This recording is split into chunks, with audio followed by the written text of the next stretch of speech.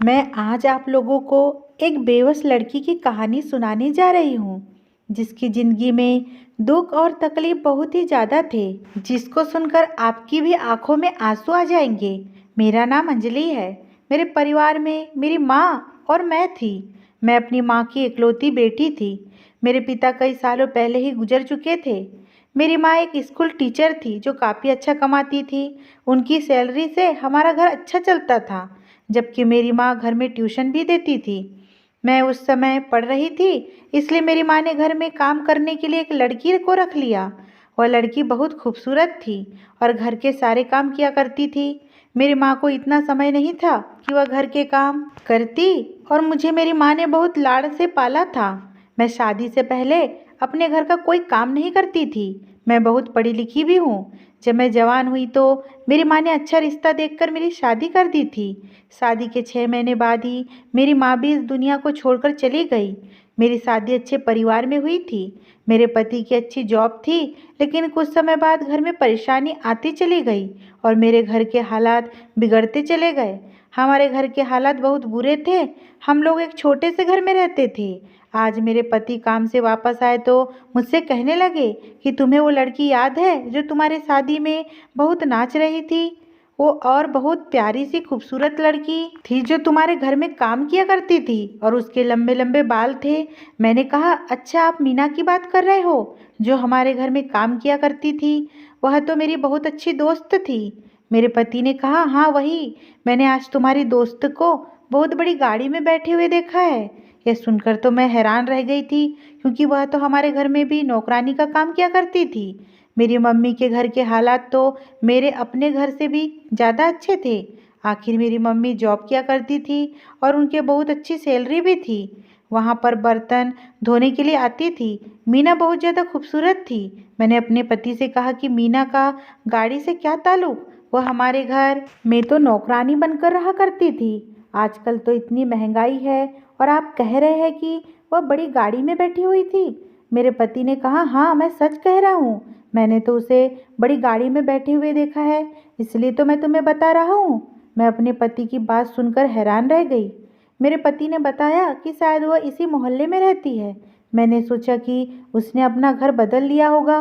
वह शादी से पहले मेरी बहुत अच्छी सहेली हुआ करती थी, क्योंकि वह बचपन से ही हमारे घर में साफ सफाई करने आई थी। धीरे धीरे जैसे वह बड़ी होती चली गई, उसे घर के सारे कामकाज अच्छे से करने आ गए और मैं उसके साथ बहुत खेलती थी। मुझे पता था कि वो हमारे घर में नौकरानी का काम करती है, इसलिए कभी कभी मैं उसे अपनी पुरानी चीज़ें भी दे दिया करती थी और कभी कभी अपने ऊपर बहुत घमंड आता था। मैं उसको कभी कभी अपने घमंड में आकर यह भी कह दिया करती थी कि मैंने तुम्हें यह चीज़ दी है, वह चीज़ दे दे। अपनी दी हुई चीज़ों को कभी भी मुंह पर नहीं लाना चाहिए।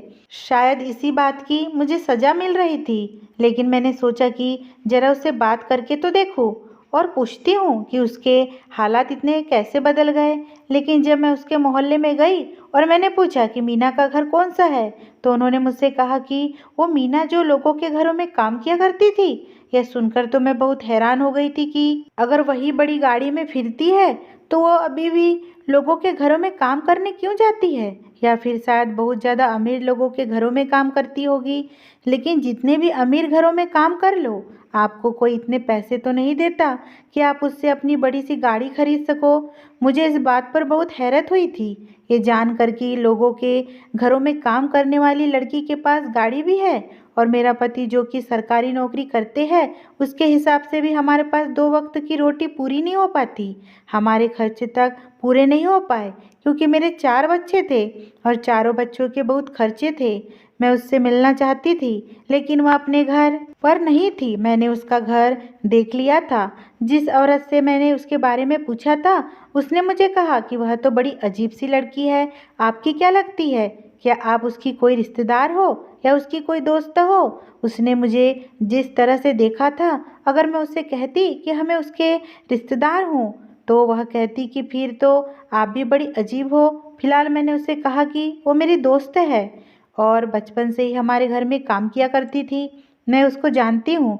उसने कहा कि हाँ, वह काम तो करती है लोगों के घरों में, लेकिन उसकी हरकतें बहुत अजीब सी है। उसके पास बहुत पैसे आ गए हैं, ना जाने वह कहाँ से इतने पैसे कमाती है। इतने पैसे होने के बावजूद भी वह लोगों के घरों में काम करती है। वो औरत कहने लगी, मुझे तो लगता है शायद तुम्हारी दोस्त लोगों के घरों में चोरियां करती होगी, तभी तो उसके पास इतने पैसे आ गए हैं। मैंने कहा कि आपको किसी के बारे में ऐसी बात नहीं करनी चाहिए। मुझे अभी पता नहीं था कि आखिर मीना क्या करती है और क्या नहीं करती। वह मेरी दोस्त थी, इसलिए मेरा इतना हक तो बनता था कि अगर मेरी कोई दोस्त की बुराई कर रहा है तो उसको मैं ये बता सकूं कि आप उसकी बुराई करके गलत कर रही हो। उसकी बुराई नहीं कर सकती, क्योंकि मुझे भी नहीं पता था कि वह क्या कर रही है। मैं 2 दिन के बाद फिर से उसके घर गई। इस बार तो वह मुझे मिल ही गई थी। वो मुझे देखकर बहुत खुश हुई और मुझसे कहने लगी कि मैं तुम्हें बहुत याद करती हूँ, लेकिन तुम्हें मेरी याद कैसे आ गई। मैंने कहा कि बस आ ही गई तुम्हारी याद। अब तुम यह बताओ कि तुम कैसी हो। वो मुझसे बहुत मुस्कुराकर कहने लगी। मैंने कहा हाँ, मैं बिल्कुल ठीक हूँ। वो कहने लगी, मैंने तुम्हें 7 साल बाद देखा है। मैंने उससे कहा कि क्या बताऊँ यार, बस बच्चों में घिर कर रह गई हूँ। 4 बच्चे हैं मेरे पास, इसलिए हमेशा उनमें बिजी रहती हूँ। आज बड़ी मुश्किल से तुम्हारे लिए वक्त निकाल कर आई हूँ। आज मेरे पति की छुट्टी थी, इसलिए बच्चों को उनके पास छोड़कर आई हूँ। कहीं लेकर जाती हूँ तो बहुत ज़्यादा तंग करते हैं, इसलिए बच्चों को घर ही छोड़कर आई हूँ और सोचा कि तुम्हारे साथ थोड़ी गपशप भी हो जाएंगी। उसने कहा कि आप अंदर आ जाओ। जैसे ही मैं घर के अंदर आई तो मैं हैरान रह गई कि उसके घर के हालात तो मेरे घर के हालात से भी बहुत अच्छे थे। उसके घर में एक बड़ी सी एलईडी लगी हुई थी और एक एसी भी लगा हुआ था। मैंने कहा कि ये सब कुछ क्या है, मैं तो तुम्हारा घर देखकर हैरान ही रह गई हूँ। और मैंने सुना है कि तुम अभी भी लोगों के घरों में काम करती हो। मैं बहुत सोच समझकर बोल रही थी कि कहीं मीना को मेरी किसी बात का बुरा ना लग जाए। कभी वो ये ना सोचने लगे कि मेरी दोस्त होते हुए भी मेरे ऐसो आराम से जल रही है या फिर खुश नहीं है। कहीं वो यह सोचने लगे कि तुम तो नौकरानी हो और तुम लोगों के घरों में काम करती हो, फिर भी तुम्हारे पास इतना पैसा कैसे आ गया कि तुम्हारे घर में हर चीज़ अवेलेबल है। मैंने बस इतना कहा कि तुम काम तो अभी भी नौकरानी का ही काम करती हो ना, फिर तुम्हारे पास इतने सारे पैसे कहाँ से आए, या फिर तुम किसी बहुत अमीर घर में नौकरी करती हो। तब उसने मुझे अपनी कहानी सुनाई और ऐसी बात बताई कि मैं तो हैरान ही रह गई। वह कहने लगी कि मैं एक ही घर में काम करती हूँ और मैंने अपनी कमाई से ही यह सब कुछ लिया है। मीना मुझसे कहने लगी कि तुम्हारी माँ बहुत अच्छी थी।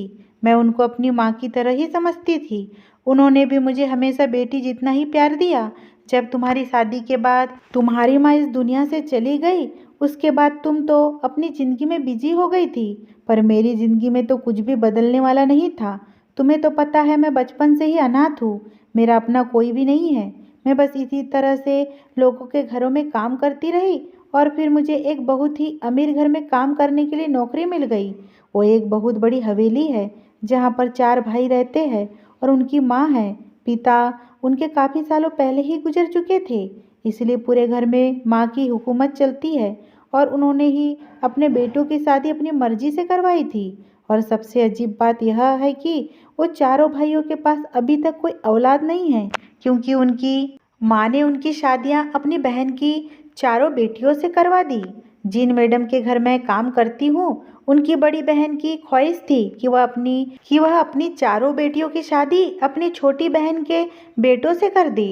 वो लोग बहुत अमीर और पढ़े लिखे लोग हैं, जबकि चारों बहुएं भी बहुत पढ़ी लिखी है। इसलिए उन्होंने अपनी बहन का कहा नहीं टाला और अपनी बहन की बेटियों को अपनी बहू बना लिया। और तुम कभी उनके बेटों की पत्नियों को देखोगी तो तुम हैरान रह जाओगी। उनके चारों लड़के देखने में बहुत ही स्मार्ट है और वह चारों बहनें जो उनकी पत्नियां हैं वह तो बहुत ही काली है, जिनको देखने का भी दिल ना करे। मैंने उससे कहा कि ऐसा भी होता है। वो मुझसे कहने लगी, हाँ होता है। बड़ी मैडम ने अपनी बहन को जबान दी थी कि उनके खानदान में जबान को बहुत अहमियत दी जाती है, इसलिए उन्होंने अपनी बहन के चारों बेटियों को अपने घर की बहुएं बना लिया। वह चारों ही ना किसी काम की है और ना ही किसी से खाना बनाना आता है और ना ही किसी के अंदर कोई अक्ल है। पढ़ी लिखी तो सब है और डिग्री भी सबके पास है, लेकिन आता जाता किसी से कुछ भी नहीं है। मैंने मीना से कहा कि मीना, क्या वह लोग तुम्हें ज़्यादा पैसे देते हैं? उसने मुझसे कहा कि हाँ, वो लोग मुझे 40,000 रुपये महीना देते हैं। उनका घर बहुत बड़ा है, इसलिए उस घर के काम भी बहुत ज़्यादा होते हैं और इतने बड़े घर का काम करने के लिए हर कोई नौकरानी राजी नहीं होती। मैंने उससे कहा कि तुम 40,000 महीना कमाती हो, तुमने इतना सब कुछ कैसे कर लिया? मुझे अभी भी मीना की बात समझ में नहीं आ रही थी। मीना मुझसे कहने लगी, क्या तुम मेरा राज जानने के लिए यहाँ आई हो? मैंने कहा, हाँ, मुझे भी बताओ अपने बारे में, मैं तुम्हारे बारे में जानना चाहती हूँ। फिर मैं तुम्हारी दोस्त हूँ। मैंने उसको बताया कि मेरे पति सरकारी नौकरी करते हैं, ज़्यादा अच्छी पोस्ट पर नहीं है, लेकिन सरकारी नौकरी में फ़ायदे तो होते ही है। फिर भी हमारा घर ठीक से नहीं चलता, बहुत तंगी के बाद गुजारा करना पड़ता है, बहुत मुश्किल हो जाती है। बच्चों का खर्चा भी पूरा नहीं होता, एक तरफ बच्चों का खाना पीना और दूसरी तरफ बच्चों की पढ़ाई की चिंता लगी रहती है। स्कूल ट्यूशन की फीस में भी काफ़ी दिक्कत आती है। ज़िंदगी में कोई खुशी नहीं रही और ज़िंदगी में कोई सुकून भी नहीं है। मीना मुझसे कहने लगी, जब तुम यहाँ से जाओगी तो तुम्हारी ज़िंदगी में भी खुशियाँ आ जाएंगी और सुकून भी। मैंने उससे कहा कि क्या मतलब है तुम्हारा? मैं समझी नहीं। उसने मुझसे कहा, मैं तुम्हें बाद में समझा दूंगी, पहले इधर आओ, मैं तुम्हें कुछ बताती हूँ। वह मुझे कमरे में ले गई। शायद वह उसका बेडरूम था। बेडरूम में भी बहुत अच्छा और महंगा फर्नीचर पड़ा हुआ था और इधर भी एक बड़ी सी एलईडी लगी हुई थी और एक तरफ बहुत बड़े और खूबसूरत सोफे पड़े हुए थे। कमरे की डेकोरेशन कमरे की खूबसूरती को बढ़ा रही थी और उसके घर में हर तरह की फैसिलिटी मौजूद थी। मैं उसके कमरे को और पूरे घर को देखकर काफ़ी खुश हुई। उसके कमरे में हर तरह की कीमती चीज़ें मौजूद थी। शायद उसको ऐसी चीज़ों का शौक़ था और उसके पास बहुत सारा मेकअप था, जिसको देखकर मैं हैरान रह गई थी। जो लड़की कभी मेरे पहने हुए कपड़ों को पहनती थी और जो मेरा इस्तेमाल किया हुआ मेकअप लगाती थी, आज उसके पास इतना बहुत सारा मेकअप देखकर मैं तो दंग ही रह गई थी। अभी भी उसने मेकअप किया हुआ था और बहुत ज़्यादा खूबसूरत भी थी, लग रही थी। मेरी शादी को 7 साल हो गए और मेरे 4 बच्चे भी हो गए। उसको 7 साल बाद देखने के बाद भी ऐसा लग रहा था जैसे वो अब भी पहले के जैसे ही है। जब औरत माँ बनती है और गृहस्थी में पड़ती है, तभी उसकी हालत थोड़ी बहुत ख़राब हो जाती है, वरना जिन औरतों की गृहस्थी के टेंशन नहीं होते उन पर शायद कोई फर्क नहीं पड़ता। वह एक एल्बम उठाकर लेकर आई और कहने लगी कि तुम इसको देखो, फिर मैं तुम्हें बाकी की बात बताऊंगी। जब मैंने एल्बम खोल दी थी, उस एल्बम के पहले फ़ोटो को देखा तो मेरे कदमों तले से ज़मीन ही निकल गई थी। उस फोटो में उसके साथ एक आदमी खड़ा हुआ था, जिनकी शक्ल कुछ ज़्यादा अच्छी नहीं थी, अब उम्रदार आदमी लग रहा था। मैंने मीना से कहा, मीना, तुम्हारी शादी भी हो गई है, अब तुम्हारे पति कहाँ है? हो सकता है काम पर होगे। उसने मेरी बात का कोई जवाब नहीं दिया और मुस्कुराने लगी। लेकिन जब मैंने आगे की एल्बम खोली तो उसको देखते ही मेरे कदमों तले से ज़मीन निकल गई थी। दूसरी तस्वीर में भी मीना ही खड़ी हुई थी और उसके साथ में जो आदमी खड़ा था वह कोई और था। इसी तरह जब मैंने आगे एक और तस्वीर देखी तो उसमें भी मीना के साथ कोई तीसरा आदमी खड़ा हुआ था। उसके बाद जब मैंने चौथी बार तस्वीर को देखा तो उसमें भी मीना के साथ कोई चौथा लड़का खड़ा हुआ था। वह बहुत कम उम्र का लड़का लग रहा था। उन चारों आदमियों के साथ एक ही लड़की खड़ी हुई थी, वो थी मीना। मैंने मीना से कहा, मीना, यह सब कुछ क्या है? मैं बुरी तरह से हैरान हो गई थी क्योंकि मीना मेरी बात पर हंस रही थी। मैंने उससे कहा कि तुम हंस क्यों रही हो? मैंने उससे कहा कि मुझे तो ये समझ नहीं आ रहा कि मैं तुम्हारी इस हरकत पर हंसूं या तुम पर कोई सवाल करूं।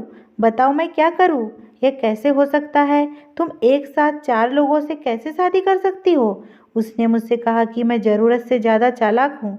दुनिया में 2 ही लोग कामयाब होते हैं, जो पहले से ही खानदानी अमीर होते हैं या फिर वह जो अपनी चालाकी से अपना काम निकालते हैं। मैंने उससे कहा, तुम बातों को इतना घुमा रही हो, जल्दी जल्दी मुझे सब कुछ बता दो ना, ताकि मैं समझ सकूं कि यह सब कुछ हुआ क्या है। आखिर तुमने एक ही वक्त में 4 लोगों से शादी कैसे की? ऐसा तो हो ही नहीं सकता था। लेकिन मीना तो सस्पेंस पर सस्पेंस क्रिएट किए जा रही थी। उसने मुझसे कहा कि तुम इतने दिनों बाद मेरे घर आई हो, तुम बैठो, मैं तुम्हारे लिए कुछ खाने पीने का लेकर आती हूँ। और फिर मैं खाते खाते तुम्हें सब कुछ बताऊंगी। मैंने कहा नहीं, मुझे सब कुछ बता दो जल्दी से, अब मुझसे और सब्र नहीं हो रहा। मेरी इस बात पर वह हंसने लगी और किचन में चली गई। थोड़ी देर के बाद जब वो वापस आई और खाने का सामान लेकर आई तो वह देखकर तो मेरे होश ही उड़ गए थे। वह चाय के साथ काफ़ी सारी वैरायटी का नाश्ता भी लेकर आई थी। पिज्ज़ा, नमकीन, बिस्कुट, फ्रूट्स, ड्राई फ्रूट्स और ना जाने कितने तरह के आइटम को लेकर आई थी। मैंने उससे कहा, यह सब कुछ क्या है, मैं इतना सब कुछ तो नहीं खा सकती। तो वो कहने लगी कि जितना खाया जाए खा लो, बल्कि तुम जी भर के खा लो। आखिर तुम इतने दिनों बाद मेरे घर पर आई हो, अब पता नहीं तुम दोबारा कभी मेरे घर आओगी या नहीं। और खाते खाते मैं तुम्हें अपनी कहानी बताती हूँ। मैंने कहा कि ठीक है बताओ। मैंने खाना शुरू किया और उसकी तरफ देखने लगी। तब उसने मुझे बताया, यह जो 4 आदमी तुम देख रही हो ना, मैंने इन चारों के साथ सच में शादी कर रखी है और इस बात को पूरे 5 महीने हो चुके हैं।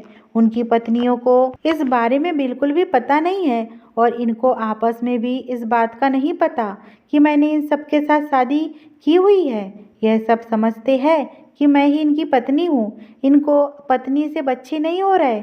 उन्होंने मेरे साथ शादी बच्चे पैदा करने के लिए की है। मैंने इन चारों को बड़ी मुश्किल से पटाया है। तुम्हें तो पता है मैं कितनी खूबसूरत हूँ, आसानी से मेरे ऊपर कोई भी फिदा हो जाता है। लेकिन यह लोग अपनी पत्नियों से बहुत ज़्यादा डरते हैं और मुझे इन सबको अपने जाल में फंसाने के लिए बहुत ज़्यादा मेहनत करनी पड़ी। इतनी मेहनत की कि तुम तो सोच भी नहीं सकती हो। किसी को मेरी खूबसूरती पसंद है तो उसे अपनी खूबसूरती के जाल में फंसा लिया, और किसी को बच्चों का शौक है तो उसको बच्चों का लालच देकर बड़ी मुश्किल से फंसाया और समझाया कि बच्चों से ही तो जिंदगी होती है, बच्चों के बगैर तो अपने खानदान का नाम ही आगे नहीं बढ़ पाएगा। और जो मेरी खूबसूरती पर फिदा होता था उसके आगे तैयार होकर घूमते फिरती थी। और इनमें से ही तीसरे नंबर वाला तो बहुत ज़्यादा समझदार था। उसने मुझसे कहा कि शादी हो जाएंगी तो फिर बच्चा भी हो जाएगा और मैं बच्चा लेकर तुम्हें तलाक दे दूंगा, क्योंकि उसको सिर्फ और सिर्फ बच्चा चाहिए था और उसने कहा कि उस बच्चे को मेरी पत्नी पालेंगी। मैंने उससे कहा कि ठीक है, मुझे मंजूर है। और चौथे नंबर वाला, जिस जवानी की शुरुआत ही थी, वह तो मुझ पर पहले से ही फिदा था। और मज़े की बात तो यह थी कि चारों एक ही घर में रहते हैं और चारों सगे भाई है। और मैंने इन चारों से ही शादी कर ली और ये शादियाँ सिर्फ कॉन्ट्रैक्ट पर हुई थी। जिसको बच्चा चाहिए था उसको बच्चा दे दिया जाता और जिसको मैं खूबसूरत लगती वो अपनी हवस पूरी करना चाहता था। और वह चौथे नंबर वाला भाई, वो मेरा पीछा नहीं छोड़ना चाहता था। वो तो अपना दिल हार बैठा है, मुझ पर कहता है कि मैं तुम्हें नहीं छोड़ सकता, मैं हमेशा तुम्हारे साथ रहना चाहता हूँ। यह कहकर मीना हंसने लगी। मैंने मीना से कहा, मीना तुम ऐसे कैसे कर सकती हो, तुम लोगों को बेवकूफ़ बना रही हो, यह तो गलत बात है ना। या फिर तुम मुझसे झूठ बोल रही हो, क्योंकि ऐसा नहीं हो सकता। एक औरत एक ही समय में 4 मर्दों को कैसे फंसा सकती है। वो मुझसे कहने लगी कि मुझे पता है तुम्हें मेरी बात पर इतनी आसानी से यकीन नहीं होगा। मैंने उससे कहा कि क्या इन चारों भाइयों को आपस में नहीं पता कि तुम एक ही लड़की हो। उसने मुझसे कहा कि अभी तक तो इन चारों में से एक को भी इस बारे में नहीं पता है। मैंने उससे कहा, तुम ये सब करके क्या करोगी। वो मुझसे कहने लगी, मैं किसी को बेवकूफ़ नहीं बना रही हूँ, तुम मेरी पूरी बात सुनोगी तो तुम्हें सब कुछ पता चल जाएगा। मैं सोचने लगी कि आखिर पूरी बात क्या हो सकती है, आखिर ये सब का क्या मतलब हो सकता है। ये औरत जो कुछ भी कर रही है वो पूरे तरीके से गलत था और किसी भी तरह से ठीक नहीं हो सकता था।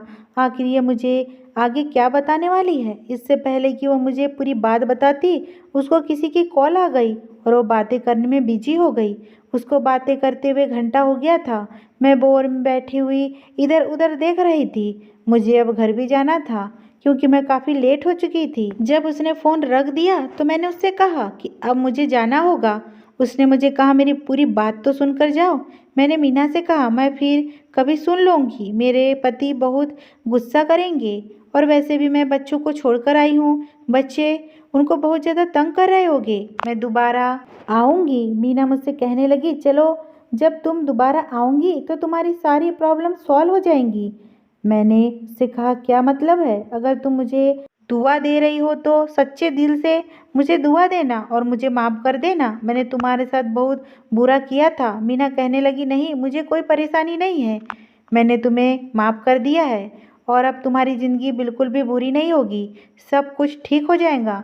मैंने उसकी ये बात सुनकर उसको गले से लगा लिया और अपने घर आ गई। घर आकर मैंने अपने पति को सब कुछ बता दिया और यही मेरी सबसे बड़ी गलती साबित हुई।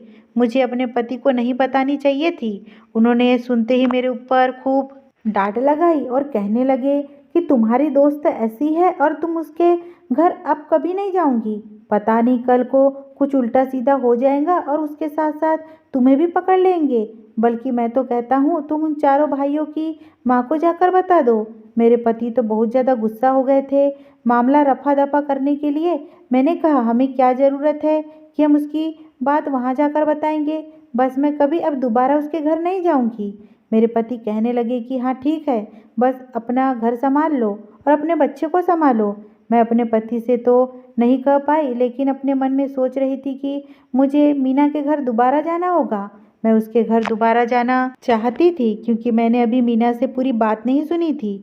मैंने अभी उसके बारे में पूरी जानकारी लेना चाहती थी और उसने मुझसे कहा था कि जब तुम यहाँ से जाओगी तो तुम्हारी सारी प्रॉब्लम सॉल्व हो जाएंगी। पता नहीं ऐसी क्या बात थी जिसे मेरी प्रॉब्लम सॉल्व होने वाली थी। इसलिए मैं ज़रूर मीना के घर दोबारा जाना चाहती थी, पर मुझे अब उसके घर जाने का टाइम नहीं मिल पा रहा था क्योंकि पहले तो मैं अपने पति के पास बच्चों को छोड़कर चली गई थी। अब मुझे अपने बच्चों को भी साथ लेकर जाना पड़ता, इसलिए मेरे लिए अब उसके घर जाना बहुत ज़्यादा मुश्किल हो रहा था। पर मैं हिम्मत करके अपने बच्चों को मीना के घर लेकर गई।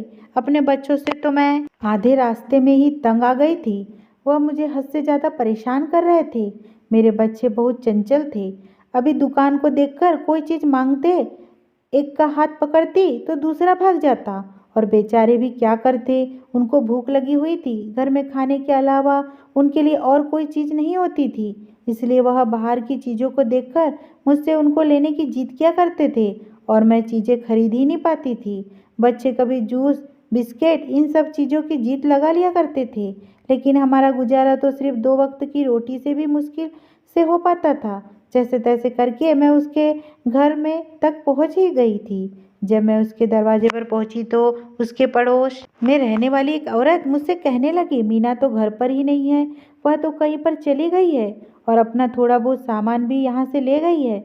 मुझे उस औरत की बात सुनकर मीना पर बहुत गुस्सा आया था क्योंकि मैं बहुत मुश्किल से उसके घर तक पहुंची थी और वह मुझे यहाँ पर मिल भी नहीं पाई। मैं वहाँ से जाने ही लगी थी, तभी उस औरत ने मुझे आवाज़ दी और कहने लगी कि आपका नाम अंजलि है ना। मैंने कहा हाँ, मैं अंजलि ही हूँ। और औरत कहने लगी कि मीना आपके लिए एक लेटर देकर गई है और मुझसे कहकर गई थी कि एक अंजलि नाम की लड़की मुझसे मिलने आएंगी तो उसे यह लेटर दे देना।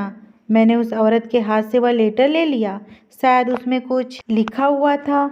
मैं घर चली गई। जब मैंने वह लेटर खोलकर देखा तो उसमें उसका मोबाइल नंबर लिखा हुआ था और कोई भी बात नहीं लिखी हुई थी। फिर मैंने उस नंबर पर कॉल की। कॉल रिसीव होते ही उस पर मीना बोल रही थी। मैंने मीना से कहा मैं अंजलि बोल रही हूँ। वो कहने लगी मैं तो तुम्हारी कॉल का 1 हफ्ते से इंतज़ार कर रही हूँ। ये लेटर मैं तुम्हारे लिए 1 हफ्ते पहले छोड़कर गई थी क्योंकि मुझे पता था कि तुम मुझसे मिलने के लिए ज़रूर आऊँगी, लेकिन तुमने मुझे बहुत दिनों में कॉल की। मैंने कहा यार, मुझे आने का टाइम ही नहीं मिला। तुम्हें तो पता है ना मेरे बच्चे कितना परेशान करते हैं। और यह बताओ कि तुम कहाँ चली गई। मीना मुझसे कहने लगी कि मैं वहीं चली गई हूँ जहाँ पर मैं जाना चाहती हूँ थी। मैं अब कभी भी वापस नहीं आऊँगी। उसने मुझसे कहा लेकिन तुम मेरे घर जाओ और वहाँ पर मेन गेट पर ही एक छोटी सी विंडो है, उस विंडो को खोलना। उसमें मेरे घर की चाबी रखी हुई है। वो पूरा घर और उस पर रखी हुई हर चीज़, वो सब कुछ अब तुम्हारा हो गया है। मैं यह सुनकर हैरान रह गई थी। मैंने उससे कहा तुम यह क्या कह रही हो, कैसे पागलपन की बातें कर रही हो। मीना मुझसे कहने लगी तुम मेरी इकलौती दोस्त हो। तुम जानती हो तुम्हारे अलावा मैंने कभी किसी से दोस्ती नहीं की, जबकि हम दोनों का बचपन भी साथ ही गुजरा है। हम दोनों साथ साथ ही जवान हुए। मेरा बचपन से ही कोई नहीं है।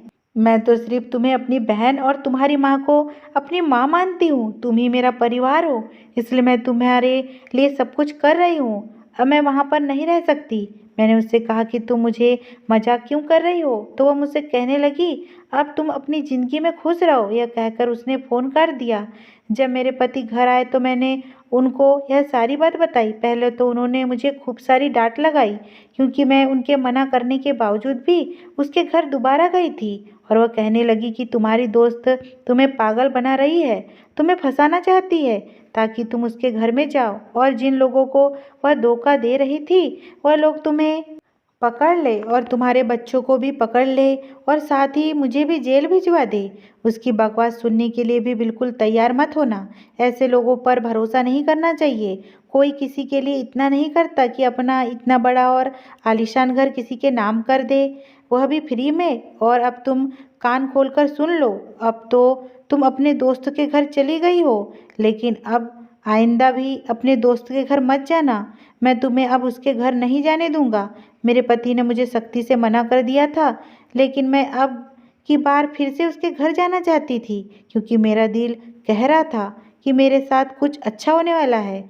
इस बार मुझे अपने पति से और भी ज़्यादा सतर्क होकर वहाँ जाना था क्योंकि वह मुझे बहुत सख्ती से मना कर चुके थे। लेकिन फिर भी मैंने अपने पति के घर से बाहर निकलते ही बच्चों को लेकर मीना के घर जाने के लिए निकल गई। जब मैं उसके घर गई तो उसके गेट की विंडो खुली हुई, जिसके बारे में उसने मुझे फ़ोन पर बताया। खोलते ही उसमें तो सच में ही चाबी रखी हुई थी। वह चाबी से मैंने घर का दरवाज़ा खोला। घर का सामान वैसे ही मौजूद था, सिर्फ मीना का अपना सामान नहीं था, जैसे कपड़े वगैरह, बाकी टीवी, बेड, ऐसे सब कुछ वहीं का वहीं लगा हुआ था। थोड़ी देर के बाद जब मैं बेडरूम में गई तो वहाँ पे भी सारा का सारा सामान मौजूद था। मीना ने मुझे फ़ोन पर बताया था कि आप यह घर तुम्हारा है, और जबकि घर की चाबी भी मेरे पास थी, जबकि आस पड़ोस के लोगों के लिए तो वह वहाँ से जा चुकी थी। तभी मुझे आइडिया आया कि मुझे इस वक्त अपने पति को यहाँ पर बुला लेना चाहिए। मैंने अपने पति को फ़ोन करके बुला लिया और दोबारा से उसी नंबर पर फ़ोन मिलाया। अब मैंने मीना से कहा कि तुमने यह सब कुछ मेरे लिए क्यों किया है। जो बात उसने मुझे बताई तो उसको सुनकर तो मेरे होश ही उड़ गए थे। मैं हैरान रह गई थी। उसने मुझसे कहा कि यह घर अब तुम्हारा हो चुका है, और यह बात सच थी। मेरी आंखों में खुशी के आंसू आ गए थे। ना जाने यह सब कुछ मेरे साथ कैसे हो गया था। मेरे पति ने पूछताछ की तो पता चला कि जो लोग यहाँ इस घर में रहते थे वह अपना मकान बेचकर यहाँ से चले गए हैं, और यह घर भी उनका अपना ही था और यह घर मेरा हो चुका था। जब मैं मीना के बेडरूम में दाखिल हुई तो मैंने देखा कि वहाँ पर सिर्फ सामान ही नहीं बल्कि बेड पर घर के कागजात भी रखे हुए थे, और यह घर मेरे नाम हो चुका था। मेरे पति इस कदर हैरान रह गए थे, उनकी जुबान ही बंद हो गई थी। उन्होंने मीना को बहुत बुरा भला कहा था और उसके खिलाफ बहुत बातें भी की थी। उन्होंने कहा था कि यह तुम्हारी दोस्त किसी दिन तुम्हें फंसवा देंगी, वह बहुत बद किरदार लड़की है। लेकिन अब मेरे पति का सर शर्मिंदगी से झुका हुआ था और मेरी आंखों में खुशियों के आंसू थे, जबकि मेरे अपने घर में तो सिवाय बेड के कुछ भी नहीं था। लेकिन यहाँ पर तो मुझे सब कुछ मिल गया था। मीना ने मुझे फ़ोन पर बताया कि मैं अब तुमसे दोबारा फ़ोन पर बात नहीं कर पाऊँगी क्योंकि मैं अपना नंबर बंद करने वाली हूँ और आखिरी बार तुमसे बात कर रही हूँ। उसने अब मुझे सारी सच्चाई बताई। कहने लगी कि मैंने उन चारों भाइयों से शादी नहीं की थी, बल्कि उन चारों को बेवकूफ़ बनाकर वह तस्वीर खिंचवाई गई थी। उसने बताया कि मैंने उसके लिए बहुत मेहनत की थी और वह सब कुछ झूठ था। तुम्हारी माँ के मरने के बाद मैं बहुत ज़्यादा अकेली हो गई थी। मैं अपनी ज़िंदगी कैसे गुजारती, अब मेरे पास कोई सहारा भी नहीं था। तुम भी अपने घर की हो चुकी थी। मैं कहीं नौकरी करने जाती थी तो लोग मुझे तरह तरह की नज़रों से देखा करते थे। तुम्हें तो पता है मैंने अपनी जवानी में भी कभी कोई गलत काम नहीं किया था। मुझे अपनी इज्जत बहुत प्यारी थी, लेकिन मैं जहाँ भी काम करने के लिए जाती थी वहाँ के मर्द मुझे दरिंदों की तरह घूरा करते थे, जिनसे मुझे बहुत डर लगता था। कोई मुझसे शादी करने के लिए भी तैयार नहीं था क्योंकि मेरा अपना कोई वजूद नहीं था, मेरा अपना कोई सहारा भी नहीं था। लेकिन मैंने कभी अपनी खूबसूरती का फ़ायदा नहीं उठाया था। मैं चाहती थी कि मैं भी इज्जत से पैसे कमा सकूं, लेकिन मुझ में कोई हुनर नहीं था। इसी वजह से मुझे कोई अच्छी नौकरी भी नहीं मिल सकती थी और ना ही मैं पढ़ी लिखी थी। मैं तो सिर्फ नौकरानी के ही काम के लायक थी। अब मैं अपनी तकदीर से बहुत परेशान हो गई थी। लोगों की गंदी नज़रों से बच बच कर अब मैं थक चुकी थी। जब लोग मुझ पर और मेरी खूबसूरती पर गंदी नज़र डालना ही चाहते थे तो मैंने भी फैसला कर लिया था, मैं भी अपनी इस खूबसूरती से ही अपना भविष्य बनाऊंगी। तुम्हें नहीं पता है अंजलि, मैंने अपनी ज़िंदगी कितने कांटों से होकर गुजारी है। एक दिन मैं एक परिवार में काम करने के लिए चले गई जिसके बारे में मैंने तुम्हें बताया था। ये उन्हीं के चारों बेटे थे। यह लोग बहुत ज़्यादा दौलतमंद है। तरह तरह से मैंने इन चारों भाइयों को फंसा लिया और इन चारों को ही मोहब्बत के झूठे वादे किए। किसी ने मुझे खूबसूरती से अपनाया तो किसी ने मुझे दौलत के लालच में अपनाया तो किसी ने मेरे साथ टाइम पास करने के लिए मुझे अपनाया, लेकिन कोई भी मुझे दिल से नहीं अपनाना चाहता था। मैंने लोगों को अपनी झूठी झूठी बातों में ले लिया और उनको अपनी मोहब्बत के जाल में फंसाकर इनके साथ मैं झूठी तस्वीर भी खिंचवा ली। इसके बाद मैंने इन लोगों को वो तस्वीर दिखाकर ब्लैकमेल करना शुरू कर दिया, बल्कि मेरे पास वह वॉइस रिकॉर्डिंग भी थी जिसमें वह मुझे जाने मन जान और ना जाने क्या क्या कह रहे थे। और इन लोगों से मैं पैसे ऐंठना शुरू कर दिया। एक इन चारों भाइयों में से एक 10 लाख रुपए की डिमांड की थी, जबकि चारों भाइयों ने अपनी पत्नियों से बहुत डरते थे। वह नहीं चाहते थे कि मैं उनकी सच्चाई को उनकी पत्नियों के सामने लेकर जाऊं, इसलिए डर की वजह से उन्होंने मेरी डिमांड को पूरा करना शुरू कर दिया और अपनी चालाकी से मैंने अपनी सुकून की ज़िंदगी गुजारना शुरू कर दिया। और चारों भाई मेरे आगे हाथ जोड़ते थे और कहते थे कि तुम हमसे कितनी भी कीमत ले लो लेकिन हमारा पीछा छोड़ दो। मैं कौन सा उन लोगों के साथ ज़िंदगी भर रहना चाहती थी। मैं भी तो अपना मतलब निकाल कर उन लोगों को छोड़ देना चाहती थी और मैंने वैसा ही किया। मेरा मकसद पूरा हो गया। मेरे पास इतना पैसा है कि अब मेरी ज़रूरत आराम से पूरी हो जाएगी।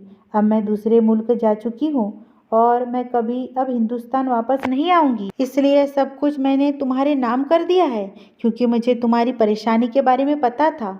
तुम ही मेरी इकलौती दोस्त हो जिसको मैं अपना यह सब कुछ दे सकती थी। मैं चाहती तो यह सब कुछ बेचकर इसके बदले में पैसे लेकर भी यहाँ से जा सकती थी, लेकिन मुझे तुम्हारी परेशानी का एहसास हुआ था। मैं नहीं चाहती थी जैसे मैंने अपनी ज़िंदगी गुजारी है वैसे ही तुम भी अपनी ज़िंदगी गुजारो। तुम्हारे पास जो तुम्हारे अपने बच्चे हैं और तुम्हारा पति भी है जो कि तुम्हारा सहारा बन सकते हैं, लेकिन मेरे पास तो ऐसा कुछ भी नहीं था, इसलिए मैं तुम्हारे दुख को समझ सकती थी। अब ये सब कुछ तुम्हारा हो गया है। मैंने सोचा कि मैं यहाँ पर किसी शरीफ लड़के से शादी कर लूँगी और अपने आने वाली ज़िंदगी को अंजाम दूँगी। मुझे माफ़ कर देना अंजलि, अब मैं तुम्हें अपने बारे में नहीं बता सकती। मैं अपना गुजरा हुआ कल भूल जाना चाहती हूँ। अब मेरे पास इतना पैसा है कि अच्छे रिश्ते खुद चलकर मेरे पास आएंगे और शायद इसी पैसे की वजह से मेरी ज़िंदगी भी आसान हो जाएंगी। और अब तुम अपनी ज़िंदगी में खुश रहो। वह सब कुछ तुम्हारा है और तुम्हारे बच्चों का है। मैं मीना की यह पूरी कहानी सुनकर हैरान रह गई थी। मैंने इसकी अकल की दाद दी। वैसे तो जो भी उसने किया था वह गलत था, लेकिन मुझे लगता है कि उसे बिल्कुल ठीक किया था, क्योंकि आजकल की दुनिया में ज़िंदा रहने के लिए आपको सिर्फ पैसों की ज़रूरत है। जबकि मीना तो अकेली जवान लड़की थी, वो अपनी ज़िंदगी किसके सहारे गुजारती। अगर वही सब कुछ ना भी करती तो फिर क्या करती, या फिर वह कोई और गलत काम करती, या फिर वह अपने जिस्म को बेचती। लेकिन इस तरह से भी वह पैसे कमा सकती थी, लेकिन उसने अपनी अकल का इस्तेमाल किया और जिन मर्दों के साथ यह हुआ उनके साथ यह होना ही चाहिए था। वह भी तो उसकी खूबसूरती में पागल हो गए थे क्योंकि वह अपनी पत्नियों को धोखा दे रहे थे और अपनी पत्नियों के पीठ पीछे चक्कर चला रहे थे। मैं तो वैसे भी ऐसे मर्दों के खिलाफ हूँ जो अपनी पत्नी होते हुए भी दूसरी लड़कियों पर नज़र रखते हैं। इसलिए मीना ने उनके साथ जो भी किया बिल्कुल ठीक किया था और अपनी ज़िंदगी संवार ली थी। अब बहुत दूर चली गई थी। उसने मुझसे कहा कि अब वह कभी मुझसे बात नहीं करेंगी। मुझे डर है कि कहीं किसी को मीना के बारे में पता ना चल गया तो वह लोग तो ऐसा नहीं करेंगे क्योंकि वह भी मीना से जान छुड़ाना चाहते थे। और वैसे भी यह लोग अगर मीना के बारे में बताएंगे तो उनकी बदनामी होगी, इसलिए वह लोग होशियारी से काम लेंगे। मैं हमेशा ही मीना की अच्छी ज़िंदगी के लिए विनती करती हूँ। आखिरकार वह बहुत अच्छी दोस्त साबित हुई और उसने अपनी खुशियाँ मेरी झोली में डाल दी। एक पल में ही मेरी ज़िंदगी पलट गई। मैं सोच भी नहीं सकती थी कि मेरी ज़िंदगी ऐसे पलटेंगी, एक ऐसे इंसान मेरी मदद करेंगी, इसके बारे में मैंने कभी सोचा भी नहीं था। या फिर वह भी किसी की मदद कर सकती है। मैंने उसके साथ बचपन में अच्छा नहीं किया था, यह सोचकर मैं बहुत शर्मिंदा थी। मुझे उससे माफ़ी भी मांगनी थी, क्योंकि अब वह अपनी ज़िंदगी को अच्छे से जी रही होगी। अब मेरी ज़िंदगी में सब कुछ ठीक हो गया और मैं बिल्कुल ठीक हूँ। हमारे पास अपना घर है, घर का सामान है, मेरे पति की सैलरी भी घर का खर्चा अच्छे से चल जाता है और मेरी ज़िंदगी में अब सब कुछ बिल्कुल ठीक हो चुका है। अगर ये स्टोरी आपको पसंद आई हो दोस्तों, चैनल पे नए हो तो प्लीज़ मेरे चैनल को सब्सक्राइब करना बिल्कुल ना भूलें।